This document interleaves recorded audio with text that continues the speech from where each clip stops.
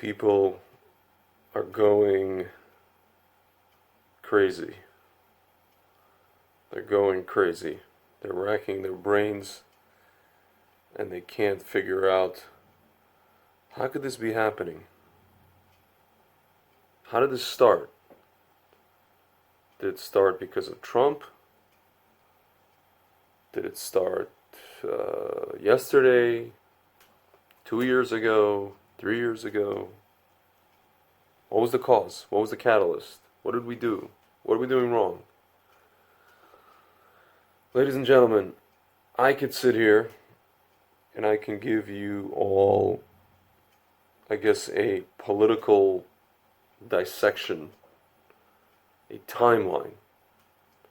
And it's a timeline that probably began just before the election of Obama. And the thing is, you guys, there was a movie entitled While You Were Sleeping. So while you guys were sleeping, something was brewing, something was cooking. And the culmination happened under the president that we have now. But it's not because of him. I actually had a rabbi message me, who actually messaged me asking me how he could acquire a weapon for his shul. I'm not going to say which shul. And we were just talking, and he tells me, the people that say it's Trump's fault, all these anti-Semitic attacks, he goes, yeah, they're attacking Jews because he sees how much Trump supports them, supports the Jews.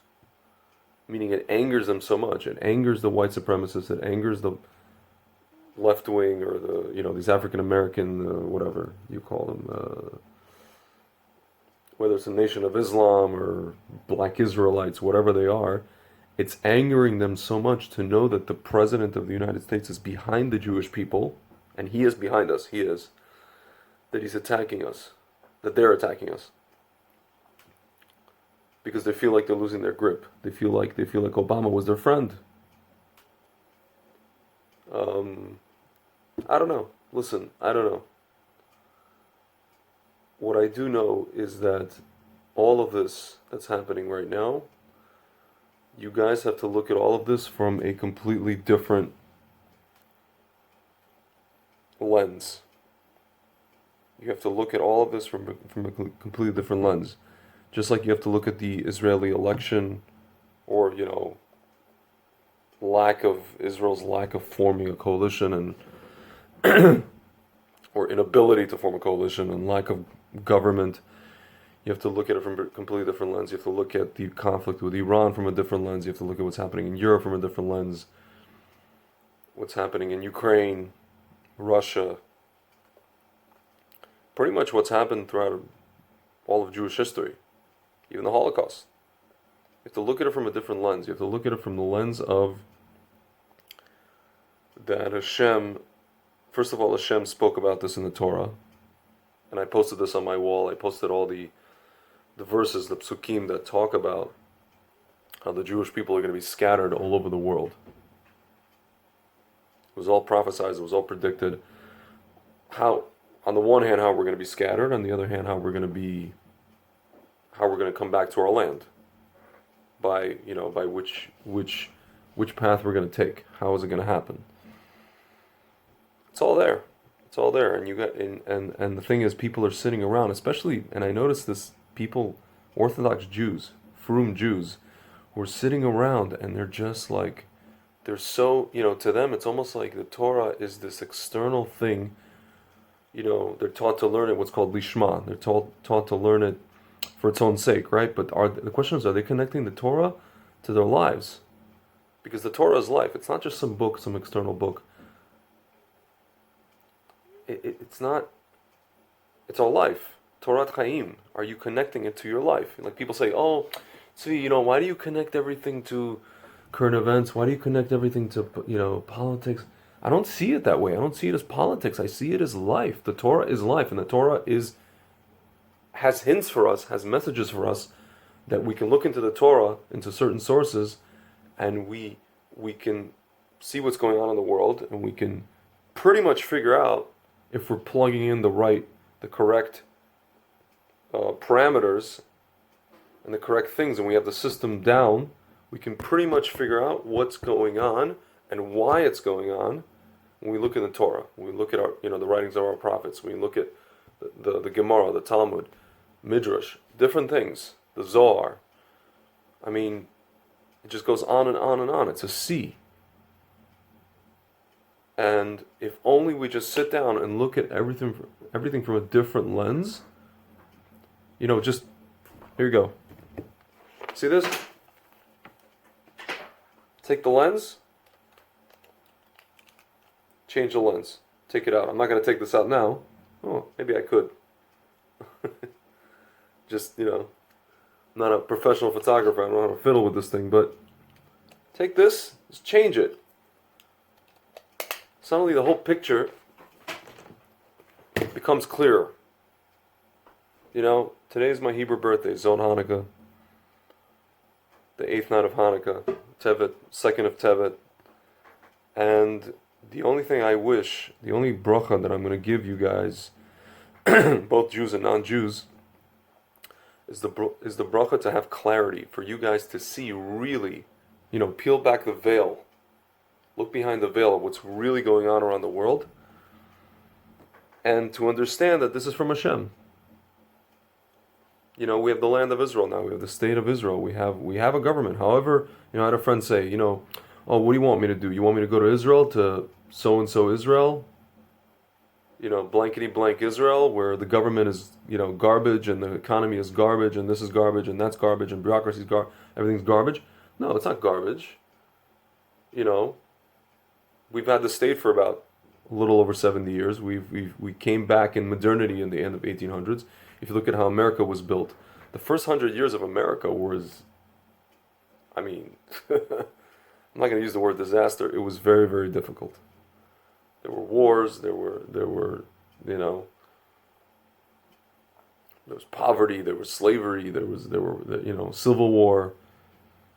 It wasn't a pretty picture, even up until the Industrial Revolution. If you look at America, was a great country. People who came here were very industrious, and they were escaping persecution, also religious persecution. So, if you look at Israel, if you look at everything Israel's accomplished in a short, let's say from the founding of the state, 70 years, but if you go back to late 1800s, mid 1800s, it's incredible. It's a miracle. Again, I'm not talking from what you guys would call Zionist perspective. I'm just talking about from a spiritual perspective, the spiritual reality of the situation. And all of the things that were prophesized and by our prophets are coming true. Guys, I work in the wine industry. I import wine from Israel to America. There was a bunch of prophets that spoke about everything that's happening today with the vineyards alone. The Jewish people coming back and growing wine on our land again that was barren for years, for centuries, for millennia. And to me, it's so startling, it's so sad that Orthodox Jews, Jews that are connected to Torah, are sitting around and they're asking the question, how, where, from where, why, what? It's so obvious. It's so obvious, at least to me, it's just obvious. Like, this is clear over here, you know what I'm saying? Obvious. High resolution, HD. You know what I'm saying? I'm not a prophet. Ladies and gentlemen, I grew up secular. I grew up traditional. I came to this when I was 30 years old. 39 years old today. Baruch Hashem, I made it. I don't know. I see it. I just see it, man. And I just want to give you guys a bracha for you to see it too, because everything that's happening, I'm not saying it's great that anti-Semites are attacking us, they're coming into our shuls and hacking us up to little bits. I'm telling you, we should defend ourselves. But as we're defending ourselves, we should know why everything's happening. And it's happening for a purpose. Hashem, there's a purpose here. There's a purpose. We're not just here, like a friend of mine mentioned, we're not here to be cheerleaders on the sidelines of Jewish history and vote. We're not, Israel is not a football team and the diaspora Jews are not fans, like he says. We're here to, like my friend Yehuda Cohen, he says, we're here to be characters in the story of the Jewish people, of Jewish history. That's it. That's really what we're here to be. And if we're not doing that, we're just you know, just we're passing out. we're asleep at the wheel. And the question is, how many wake up calls are we going to get over and over and over and over? You know, these people who are attacking us on a soul level, they signed up for this before they were born. When they were like neshamas in the sky, they signed up to have the role of being our persecutor. This is what they signed up for. Just like we signed up to be the characters. But the question is, the problem is we forgot. We forgot who we are. We forgot what we're here to do. We're just coasting along in Muncie and Passaic and, you know, wherever we are. Crown Heights, Los Angeles, Miami, Chicago, France. Some of us wake up. Some of us, you know, understand what's going on. They pick up, you know. Listen, guys, I'm not saying like everybody today, should just, you know, tomorrow pick up and move to Israel. It's, I don't know that it's for everybody, at least not today. What I'm saying is have the clarity to understand why everything's happening the way that it's happening. That it's not just out of nowhere, and it's not just, you know, how dare they? You know, as Greta Thunberg says, how dare you? No, this is from Hashem. This is from Hashem. But what I'm saying is, if you're not going to pick up your bag, you know, pick up and pack your bags and go to Israel, at least be vigilant.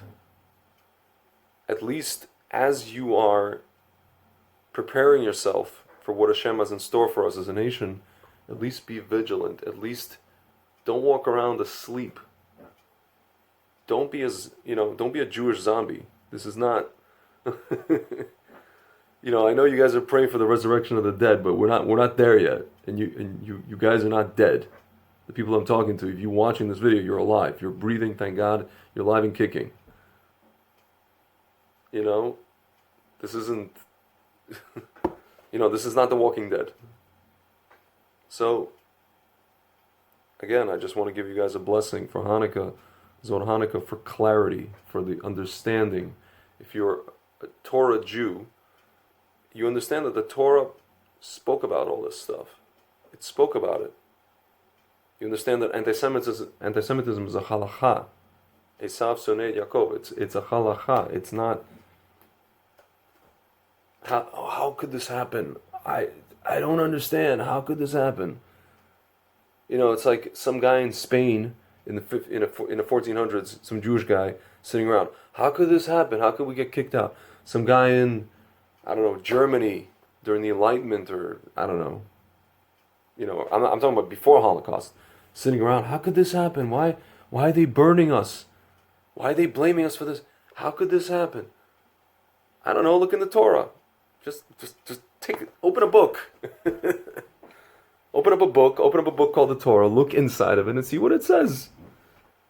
And if you tell me, I remember once met a woman in Phoenix, Arizona, at some event, and she was like, "Do you want to sign this petition to fight anti-Semitism? I'm here with the what is it called? The Jewish Federation of North America." And I'm like, "Lady, you're fighting anti-Semitism, really? How are you fighting that? You realize it's a spiritual issue." She's like, "I don't believe in that stuff. I'm secular." I'm like, "I don't care what you believe in. Don't believe. I don't care what you are. I'm telling you what this is. I don't care. I don't care if you're from Timbuktu. I don't care what, you know." If you're a Scientologist, I'm telling you this is how it is. And if you doubt how this is, you're just going to keep walking in circles. You're going to walk around, you know, roaming around the streets asking, "Oh, oy vey's mir, how can they attack us? Oh, I thought this is America, land of free home of the brave. Everybody has the right to live in peace, and la la la la la, and blah blah blah blah blah." Ladies and gentlemen, I mean, America as an idea was a fantastic idea. The one problem is that the very idea, the very concept of America, I hate to tell you guys, I hate to be the bearer of some uncomfortable truth. It lends itself to something called the Tower of Babel. Eventually, when you have something, a place where every single culture is welcome, every single culture is present, people are going to start to build what's called the Tower of Babel, where there's just confusion, no direction. It's it's not a nation. It's just a place where immigrants can come. People of all hues and shapes and sizes and backgrounds can come. Sure, but at the end of the day, it's not the home of the Jewish people. Just like Babylon was not, just like Rome was not, just like Russia was not, and Poland was not, and Spain was not, and as much as the Germans called Berlin New Jerusalem, Germany was not. I mean, Portugal wasn't, Turkey wasn't, Iraq wasn't, North Africa, Morocco. It's not our home. Israel's our home, and we're back. And we've had a lot of challenges, but we're back. And now we have a thriving economy, and still there's still challenges. But you know what? I had a friend ask me, Israel doesn't offer me anything. It's not about Israel offering you something. It's about you offering Israel something. That's what it's about. It's about the contribution of the Jewish people. Okay, if you want to say, I'm contributing my thing while living in diaspora and working and this and that. Okay, I guess that's fine, but at some point, we all got to go home. At some point, if you guys ever watched that movie, The Coneheads, as much as the Coneheads, they came to, I think it was California they lived, with Dan Aykroyd, and they lived in the suburban community, and their daughter, they acclimated to the community, and their daughter, she went to high school, and she fell in love with this guy, and it was a teenager, American teenager, or whatever it is. At some point in the movie, the Coneheads had to go back to their home planet. I forget the name of the planet. They had to get in their mothership, had to go back, and their home planet was not a cakewalk. If you guys watch the movie, there was the father had to battle this giant or this whatever it was, but at the same, they had to go back to the planet. They had to go home because you just have to go home. Yeah, that's it. And if you don't, there are certain people who are going to remind you. And don't act confused. Do not be confused. So, friends, again,